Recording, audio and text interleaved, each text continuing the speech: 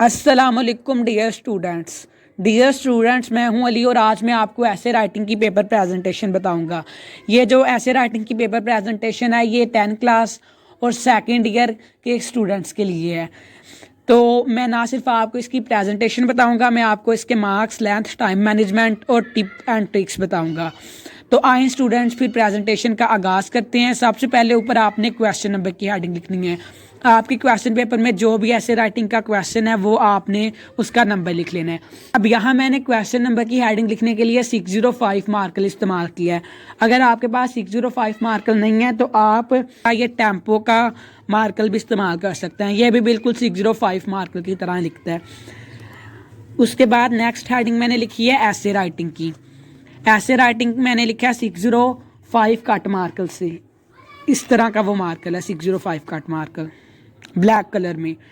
अब यहाँ मैंने ब्लैक कलर के मार्कर से इसलिए ऐसे राइटिंग की हेडिंग लिखी है क्योंकि अगर यहाँ मैं क्वेश्चन नंबर की हेडिंग ब्लैक से लिखता और यहाँ ब्लू से लिखता तो फिर यहाँ मैंने टॉपिक भी ब्लू से लिखा है, तो ये दो हेडिंग ब्लू से मैंने इकट्ठी लिख देनी थी, इसलिए मैंने ऊपर ब्लू से लिखा है और उसके बाद ब्लैक से लिखा है और उसके बाद फिर ब्लू से लिखा है। आपने एक हेडिंग ब्लू से लिखनी है और दूसरी ब्लैक से, फिर ब्लू से। इस तरह आपने कॉम्बिनेशन बना के लिखना है। ऐसे राइटिंग की हेडिंग इसलिए लिखी है क्योंकि 10th क्लास में हमारे पास चॉइस आती है। यहाँ तो आप पैराग्राफ राइटिंग अटैम्प्ट कर लें या फिर ऐसे राइटिंग। तो हम यहाँ ऐसे राइटिंग कर रहे हैं तो इसलिए यहाँ ऐसे राइटिंग की हेडिंग ज़रूर आप मेंशन कर दें। उसके बाद नेक्स्ट जो आपके ऐसे का टॉपिक है वो आप लिखेंगे। ये टॉपिक भी मैंने 605 कट मार्कर से लिखा है। और उसके बाद आपने सबसे पहले एक छोटी सी कोटेशन लिख देनी है अच्छे इंप्रेशन के लिए।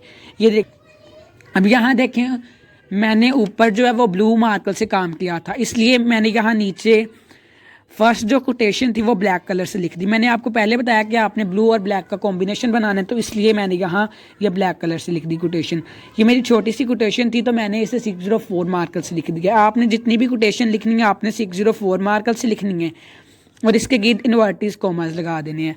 अब ये जिसकी कोटेशन है, जिस शख्स ने ये कोटेशन लिखी है, उसका आपने नाम भी साथ पे इस तरह मेंशन कर देना है। अब ऐसे को आपने हमेशा पैराग्राफ की शक्ल में लिखना है। ये देखें मैंने फर्स्ट पैराग्राफ लिखा, यहाँ तक मेरा कंप्लीट हो चुका है। और उसके बाद मेरी ये सेकंड कोटेशन है। ऊपर मैंने देखें कोटेशन लिखी थी ब्लैक कलर के मार्कर से, इसलिए नीचे मैंने ब्लू से कोटेशन लिख दी। और अंदर जो मैंने चीज़ हाईलाइट करनी थी वो मैंने ये हाईलाइट कर दी ब्लैक कलर की मार्कर से। और अब इसके गिद इन्वर्टिस कॉमास लगा दिए हैं ब्लैक कलर की मार्कर से। और उसके बाद जब आपने कोटेशन लिख लेनी है आपने एक लाइन स्किप कर देनी है। ये आपने अपने जहन में बात बिठा लेनी है कि आपने कोटेशन के बाद एक लाइन स्किप करनी है।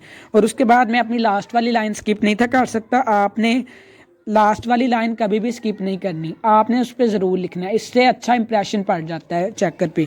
अब मैंने अपनी लास्ट वाली लाइन लिखी। अब ये मेरा ऐसे राइटिंग का फर्स्ट पेज कंप्लीट हो चुका है। अब मैं स्टूडेंट्स नेक्स्ट पेज ओपन करता हूँ और आपको बताता हूँ। ये देखें स्टूडेंट्स, वो जो मैं पिछले पेज से पेज नंबर 1 से पैराग्राफ लिख रहा था वो मैंने यहाँ तक कंप्लीट कर लिया है। ये हमारा पैराग्राफ कंप्लीट हो चुका है। और अगर आपने किसी चीज़ को हाईलाइट करना है तो वो आप इस तरह हाईलाइट कर सकते हैं। और उसके बाद मैंने पैराग्राफ की शक्ल में लिखा है तो मैं फिर एक नेक्स्ट कोटेशन लिखूंगा। ये मैंने इस तरह कोटेशन लिखी है ब्लू कलर की मार्कर से और अंदर ब्लैक कलर की मार्कर से हाईलाइट कर दिया है और इन्वर्टिस कॉमास लगा दिए। आगे मैंने पेन से थोड़ा सा काम शुरू किया है।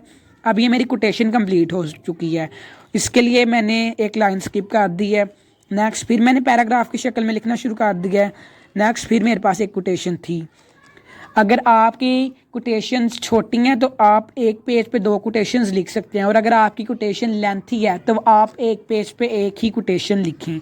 और उसके बाद ये मैंने कोटेशन लिखी है, इसके अंदर भी मैंने बिल्कुल वैसे ही ब्लैक कलर के मार्कर से हाईलाइट किया, ब्लू कलर के मार्कर से कोटेशन लिखी है और इन्वर्टिस कॉमास लगा दिए, एक लाइन स्किप कर दिया है। उसके बाद फिर मैंने पैराग्राफ की शक्ल में लिख दिया है।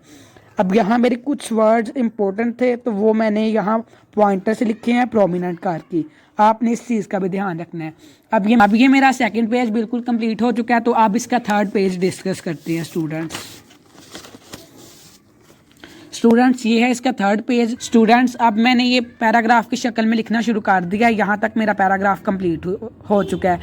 और उसके बाद आपने अगर कोई चीज़ हाईलाइट करनी है तो वो आप इस तरह प्रोमिनेंट करके लिख सकते हैं मार्कर से। उसके बाद मेरी नेक्स्ट फिर एक कोटेशन है, ये मेरी लेंथी कोटेशन है, तो इसलिए मैं ऐसे ब्लैक कलर की मार्कर से लिख रहा हूँ और उसके गिर्द इन्वर्टिस कोमास लगा देंगे। ये है कोटेशन लिखने का मेथड। उसके बाद नेक्स्ट फिर मैंने 1 लाइन स्किप कर दी, अपना पैराग्राफ की शक्ल में लिखना शुरू कर दिया, और यहाँ अंदर कोई चीज़ अगर आपने हाईलाइट करनी है तो वो आप इस तरह हाईलाइट कर दी। स्टूडेंट्स अब ये देखें, जो मैंने पिछले पेज पे पैराग्राफ शुरू किया था वो यहाँ तक कंप्लीट हो चुका है, और उसके बाद फिर मेरी एक कोटेशन राइटिंग थी। ये मैंने ब्लू कलर की मार्कर से कोटेशन लिखी है, और इसके अंदर जो कोई चीज़ प्रोमिनेंट करके लिखने वाली थी वो मैंने ब्लैक कलर की मार्कर से इस तरह प्रोमिनेंट कर दी है, और इन्वर्टिस कोमास भी ब्लैक कलर की मार्कर से लगा दी हैं। 1 लाइन स्किप की है, और उसके बाद ये देखिए मैंने पैराग्राफ की शक्ल में लिखा है।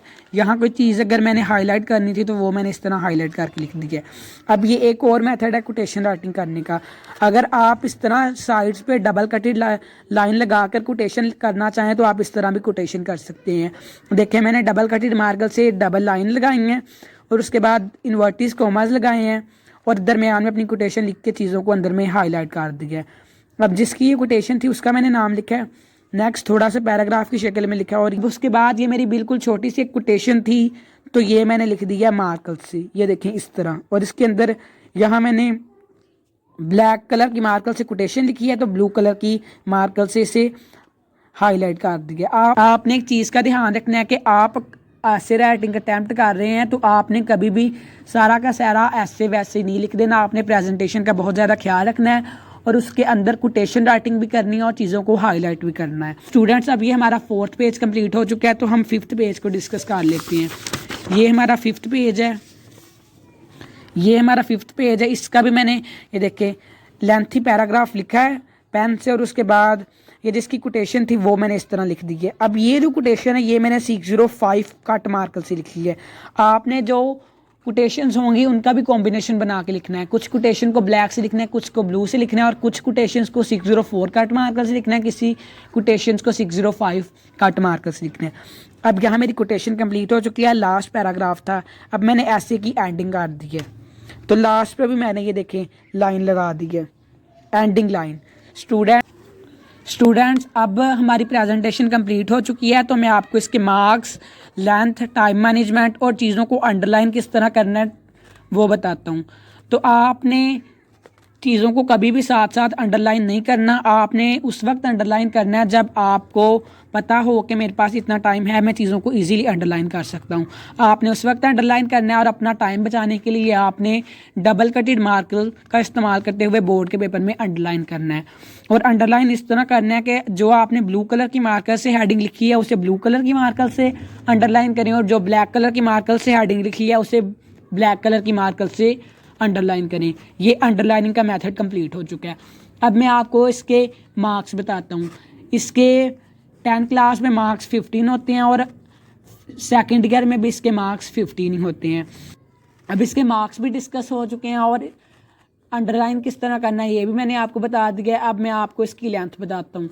अगर तो आप 10th क्लास के स्टूडेंट हैं तो आप 5 पेज लिख सकते हैं, इतने इनफ है। 5 पेज इस तरह है कि ये पेज है, इसकी 1 साइड और 2 साइड, पेज है इसकी 1 साइड और 2nd साइड। इस तरह ये देखें 4 पेजेस कंप्लीट हो चुके हैं, और नेक्स्ट आप जो 3rd पेज होगा उसकी 1 साइड, 5th पेज कंप्लीट हो चुके हैं। और इसी तरह अगर आप 12th क्लास के स्टूडेंट हैं, 2nd ईयर क्लास के स्टूडेंट हैं, तो आप 7 पेजेस लिख सकते हैं, इतना इनफ है। अब मैं आपको बताता हूँ कि आपने टाइम को किस तरह मैनेज करना है। आपने टाइम को इस तरह मैनेज करना है कि आपने इस चीज़ की अपने टेस्ट वगैरह में, प्रेजेंटेशन की, हर एक चीज़ की बहुत ज़्यादा प्रैक्टिस कर लेनी है। जब आप प्रैक्टिस करके इस तरह का लिखेंगे तो आपका टाइम ऑटोमेटिकली मैनेज हो जाएगा, आपका टाइम बिल्कुल भी वेस्ट नहीं होगा। तो स्टूडेंट्स ये थी आज की हमारी पेपर प्रेजेंटेशन। उम्मीद है कि आपको अच्छी लगी होगी, और अगर आपको अच्छी लगी है तो आपने चैनल को सब्सक्राइब करना है, वीडियो को लाइक करना है। Thank you students for watching.